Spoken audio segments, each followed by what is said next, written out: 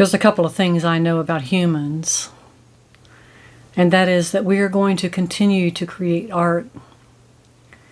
We're going to continue to create music. We're going to create more babies. We're going to create more books, more writing, more videos, more expressions of our higher self, and more expressions of our human lower consciousness self. Both will ramp up. They already are. Meaning both the higher consciousness and the human scarcity, fearful, greedy, mean, cruel, selfish. The wounded expressions of human will also ramp up. And we are in the midst of that now. That is why so many friendships are dissolving. That is why so many families, individuals and families have gone into no contact to create space for the higher consciousness to come forward. And a lot of it is, a lot of human beings, after a no contact situation with their parents or a sibling or both, free themselves up for a chance to get to know themselves without the lens of the family expectations, without the lens of history. Family history is a very profound influence on our minds and our psyches, consciously and subconsciously. Our family remembers and passes judgment and has huge expectations on what we should be as a family member. But I digress. As humans evolve, and we are evolving under the fire. The fire is above us, below us, beside us, everywhere. Everything that it is not aligned with love is going to be burned away. And we've had many, many civilizations in our human history. Many are below the sea. Many are below the generations and generations of sand and dirt and leaves and debris. But they were civilizations that lived, human beings who lived by the standards of that civilization, by that culture, most of them. But this is what I want you to hear. The human beings that did not follow their cultural expectations, they were the leading edge people. And you can see the same dichotomy.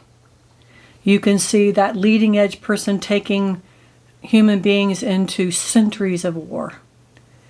You can see those leading edge people moving a culture toward denial of self, meaning denial of their autonomy and sovereignty.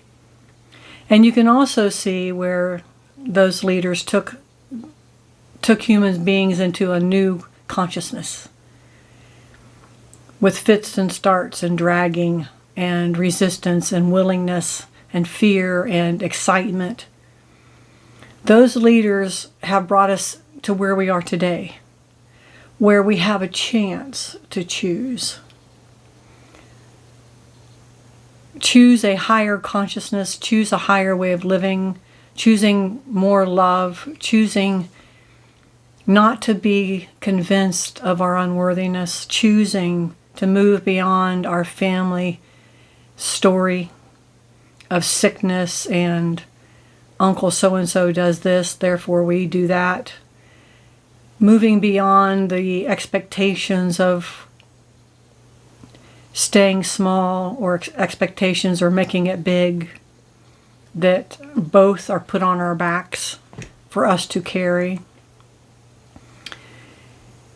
So I'm saying a lot, but I think the one thing I'm wanting to say is this. Maybe two things. Maybe three things. You'll be patient with me because you're higher evolved. Remember that. Remember that you have a higher consciousness.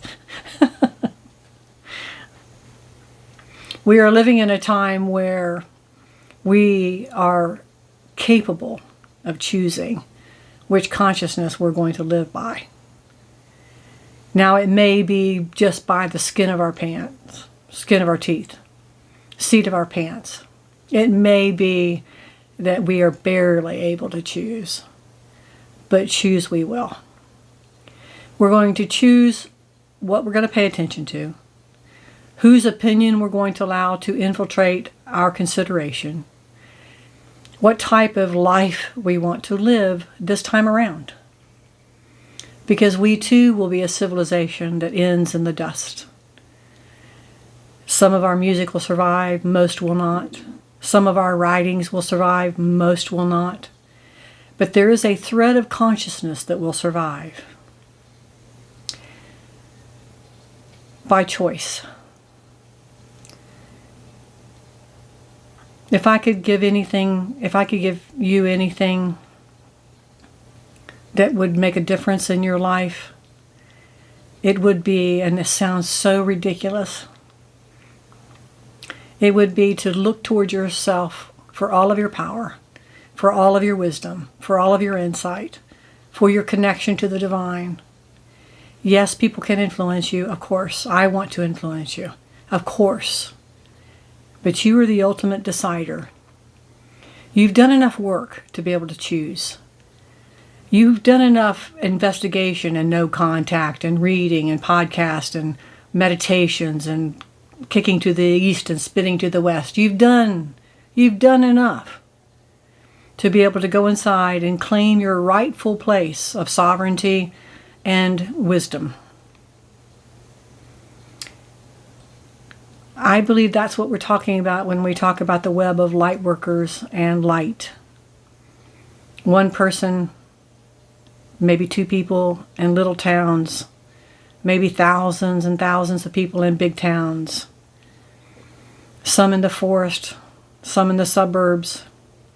But there are light points of surrender, of alignment with the call to know ourselves as something other than merely human.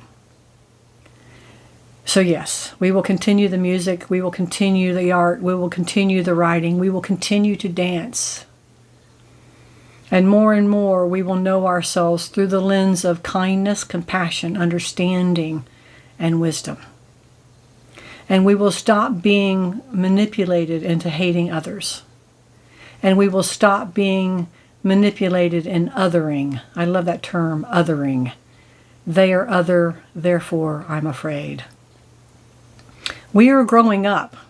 We are definitely, I don't know, what are we at? Adolescence?